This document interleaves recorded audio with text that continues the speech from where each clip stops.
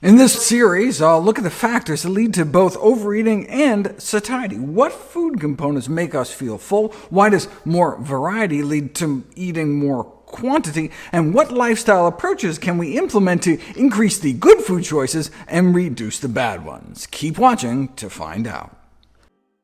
Anyone can lose weight eating less food. Anyone can be starved thin.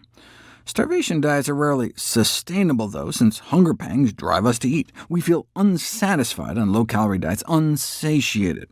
We do have some level of voluntary control, but our deep-seated instinctual drives may win out in the end.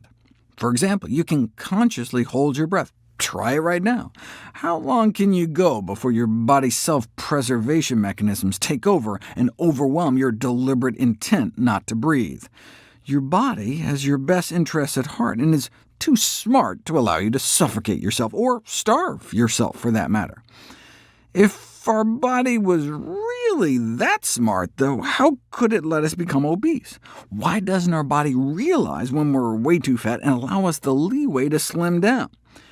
Maybe our body is actually very aware and actively trying to help, but we're somehow undermining those efforts?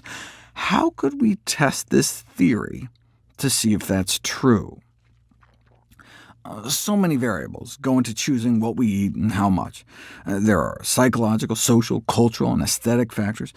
To strip all that away and stick just to the physiological, Columbia University researchers designed a series of famous experiments using a food dispensing device. The term food is used very loosely here. Their feeding machine was a tube hooked up to a pump that delivered a mouthful of bland liquid formula every time you pushed a button. Research subjects were instructed to eat as much or as little as they wanted at any time. In this way, eating was reduced to just the rudimentary hunger drive, without the usual trappings of sociability, meal ceremony, and the pleasures of the palate. How much would people be driven to eat? Put a normal weight person in this scenario, and something remarkable happens. Day after day, week after week, with nothing more than their hunger to guide them, they eat exactly as much as they need, perfectly maintaining their weight. They needed about 3,000 calories a day, and that's just how much they unknowingly gave themselves. Their body just intuitively seemed to know how many times to press that button. Put an obese person in that same scenario, and something even more remarkable happens. Driven by hunger alone, with the enjoyment of eating stripped away, they wildly undershoot, giving themselves a mere 275 calories a day total. They could eat as much as they wanted, but they just weren't hungry. It's as if their body knew how massively overweight they were, so it dialed down their natural hunger drive to almost nothing. One subject started out at 400 pounds and steadily lost weight. After 252 days sipping the bland liquid, he lost 200 pounds. This groundbreaking discovery was initially interpreted to mean that obesity is not caused by some sort of metabolic disturbance driving people to overeat. In fact, the study suggested quite the opposite. Instead, overeating appeared to be a function of the meaning people attach to food beyond its use as fuel, whether as a source of pleasure, or perhaps relief from boredom or stress. In this way, obesity seemed more psychological than physical. Subsequent experiments with the feeding machine, though, flipped such conceptions on their head once again.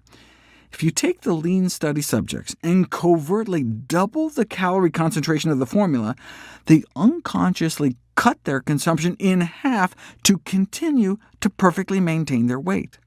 Their body somehow detected the change in calorie load and sent signals to the brain to press the button half as often to compensate. Amazing. Do the same with obese persons, though, and nothing changes. They continue to drastically undereat just as much as before. Their body seems incapable of detecting or reacting to the change in calorie load, suggesting a physiological inability to regulate intake.